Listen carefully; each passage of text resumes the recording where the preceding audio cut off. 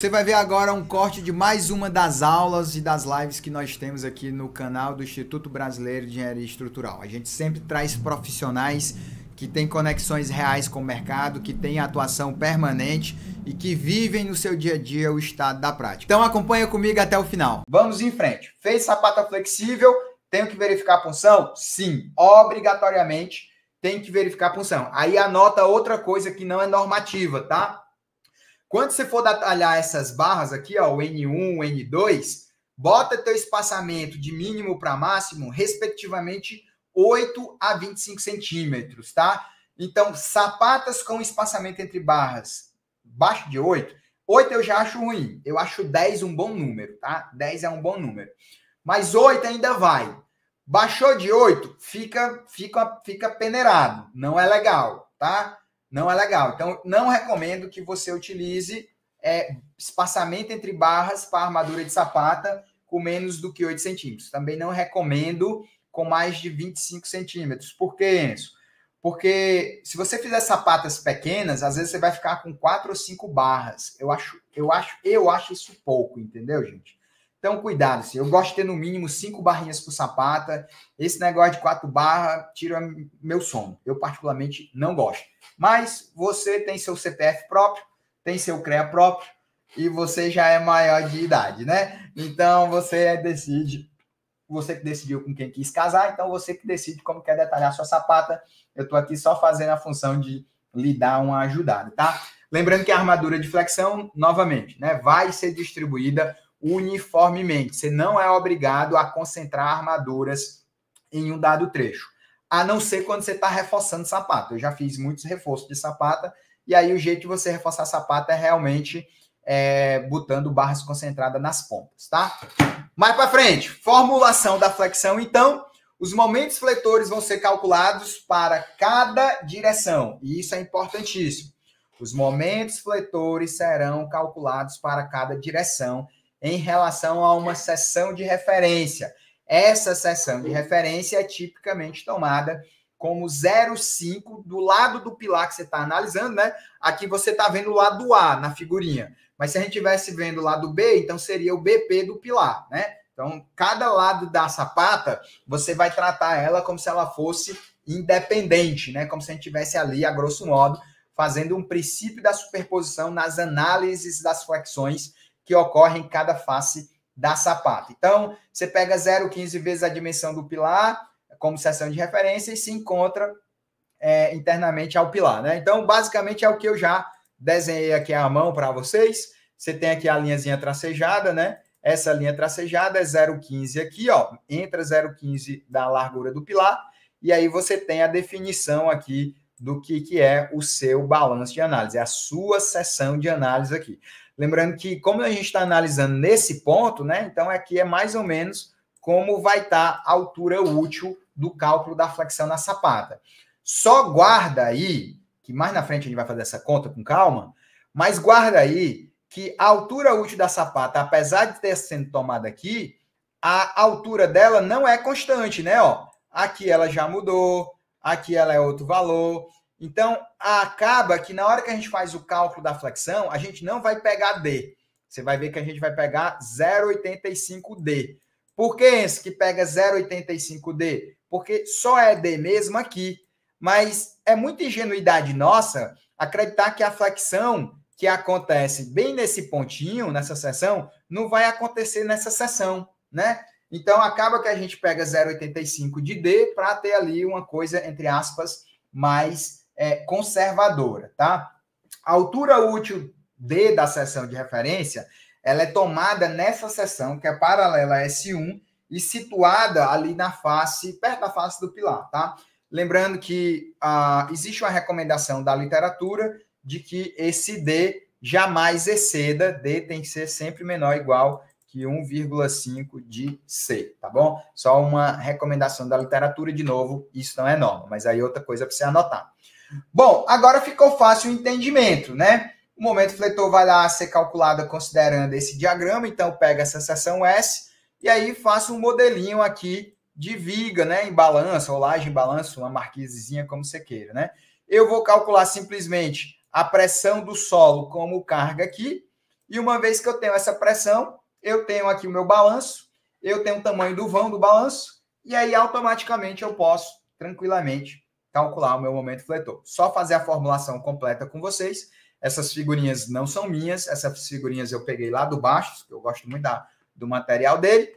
Então, quem é que vai ser o nosso valor de CA? O nosso valor de CA vai ser aqui o valor A total, que é a lateral da sapata, menos o tamanho do meu pilar, e eu vou dividir ele por 2. Na hora que eu divido por 2, eu tenho esse valor e esse aqui, né? Porra, geometria plana, né, gente? Vou nem perder tempo com isso. Aí eu faço isso na outra direção também, né? Pego lá, ó, aqui vai ser B, né? O Bzão, que é a lateral da sapata. Tiro a lateral do pilar, divido por 2 para ter o Czão B. Então, agora eu já criei aqui o que a gente pode chamar de balanços. Balanços, né? Esse aqui são meus balanços. Esse cara aqui, ó, é a pressão do solo. Coisa diferente. Então, agora eu estou com o meu pezinho, que é a pressão do solo, e vai ser dado pelo quê? Essa pressão que o solo exerce vai ser a força total normal dividido pela área da sapata. Força por área me dá o quê? Pressão, né? Ou tensão, né? No caso aqui é a pressão, que é a carga do solo que está sendo exercida sobre o fundo da sapata, que é lei de Newton pura e simples, tá? Ação e reação. O pilar está jogando uma ação aqui. O pilar está jogando uma ação na minha sapata. Essa sapata vai jogar para o solo reage com o mesmo módulo da força para cima, né? No caso aqui é a tensão, mas porque a tensão, a rigor, não tem módulo, porque a tensão não é um vetor, a tensão é um tensor, tá? Muito bem. Vou calcular agora o meu vão de cálculo. Quem é o meu vão de cálculo? Ora, o meu vão de cálculo vai ser o CA, e como eu falei no slide anterior, eu vou entrar 0,15 aqui. Então, é CA mais 0,15 de AP, que é a lateral do pilar na direção A. E o CB, quem é que vai ser? O X, né? O balanço em B. Ora, o vão de cálculo em B vai ser o meu CB, que é o meu balanço, mais 0,15 de BP, que é o tamanho do pilar na direção B de bola. Beleza? Então, aqui é o meu vão, meu balanço de cálculo. Vou escrever aqui para você que não desaprender isso aqui, tá? Então, aqui é o balanço de cálculo dos esforços. Vou estimar meu momento fletor por aqui. Muito bem. Agora, eu tenho que ver a área para calcular, transformar a pressão em força. Então, gente, se eu estou calculando aqui, ó, nessa direção, momento fletor aqui, eu vou me preocupar, ó, aqui está o CG do pilar, eu vou me preocupar com essa área, ó, né? Essa área aqui todinha vai fazer essa sapata rodar nesse sentido aqui, no sentido em torno da tela, né, do plano aqui, ó, na vertical. Esse outro trecho aqui, ó, esse outro trecho de área, ele vai fazer variar assim, né, ó, aqui para a câmera vai fazer variar assim. Então, você vai ter um conjunto de forças gerado por essa área, a pressão no solo nesse trecho, que obviamente é igual a esse trecho, né? Por isso que eu estou fazendo só de um lado. Essa área aqui todinha vai gerar uma área, esse trecho todinho vai gerar uma área, que multiplicado pela pressão vai me dar a força aqui. Como agora eu tenho o braço alavanca, eu tenho a pressão, então eu calculo o momento facilmente aqui, né? Bem facilmente mesmo. Na outra direção vai ser a mesma coisa, ó. Eu tenho esse trecho aqui todinha, esse trecho aqui todinha ao redor desse eixo, que é onde está o engastamento, né? Vai me gerar uma pressão aqui. Essa pressão vai me gerar um momento fletor. É esse momento fletor que eu vou calcular. Então, essa área 1 vezes essa pressão aqui vai me gerar uma reação. Então, a reação é a pressão vezes a área de influência. Então, vamos lá, formular isso aqui. A reação é a pressão vezes a área de influência. A reação em B é a pressão vezes a área de influência em B. Ora, quem é a área de influência? A minha área de influência é X1A vezes B, que é o meu balanço. Então, eu posso trocar A1A por XAB. E aí fica, ó, facinho. Reação vai ser a pressão vezes a área. Só que agora a área eu troquei pelo balanço, o trecho de interesse, vezes a largura da sapata. E na direção B, eu tenho a pressão vezes o balanço em B, vezes a largura que está no outro eixo, que é A, né? Porque apesar de eu calcular o momento em B, é a largura de A que conta para mim, tá? Aí você está entendendo por que a gente deixa os balanços iguais. Por quê? Porque automaticamente, ó, a reação em B, ela está vinculada a A. A reação em A, ela está vinculada a B. Então, é por isso que a gente vai deixar os tamanhos compatíveis, que é para os momentos fletores também saírem compatíveis, ó. Porque quem vai ser o momento? Vai ser a reação vezes o braço de alavanca, né? Só lembrar, ó, se eu tenho bem aqui, ó, bem aqui, eu tenho um engaste que eu estou considerando perfeito. Eu tenho uma força aqui que era uma pressão e que agora é uma reação R1A. Essa R1A, eu vou trocar ela por uma força concentrada, né? A carga distribuída por uma força concentrada, aplicada bem no CG da carga distribuída, que é bem no meio do vão. Então, isso aqui vai ser XA sobre 2, concorda? O que é que eu estou fazendo? Eu estou transformando uma carga uniformemente distribuída em uma carga concentral bem no meio. Normal, que é a coisa que a gente faz desde mecânica 2. E isso aqui agora é meu braço de alavanca com a minha força, que vai dar meu momento, ó. Então, a força vezes o braço de alavanca. A força vezes o braço de alavanca. Beleza, mas quem é R1A? R1A é PXA sobre B. E quem é R1B? É PXB vezes A. Agora eu substituo e, de fato, eu tenho os meus momentos atuantes na minha sapata. Em A e em B. É só botar isso aqui no Excel, galera. Zero dificuldade de fazer isso aqui, tá? Então, o P, que era para ser um Pzinho, né? É a pressão vezes o XA ao quadrado sobre 2 vezes B. De novo, ó, você vê que o momento em A depende de A e depende de B.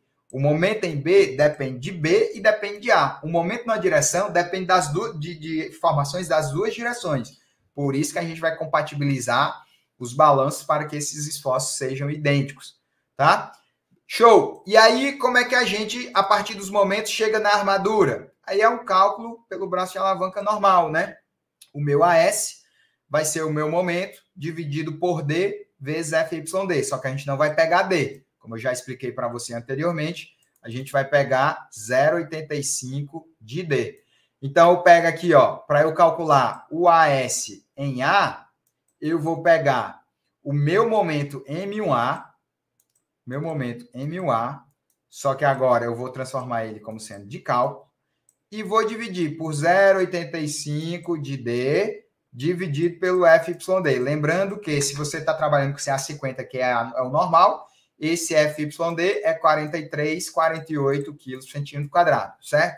Pega lá o Dzinho da tua sapata, momento divide, automaticamente você vai achar aqui o seu AS. E aí, gostou? Quer ir ainda mais profundo nesse assunto, entender mais estrutura de concreto armado e protendido, aprender a projetar casas e prédios? Eu tenho uma boa notícia para ti. Nós estamos com inscrições abertas para pré-matrícula na pós-graduação, nosso curso de especialização em estrutura de concreto armado e protendido. Eu vou deixar um link logo abaixo aqui na descrição do vídeo. Vai lá, faz tua pré-matrícula que alguém aqui, algum coordenador pedagógico do nosso time vai entrar em contato com você. A gente se vê!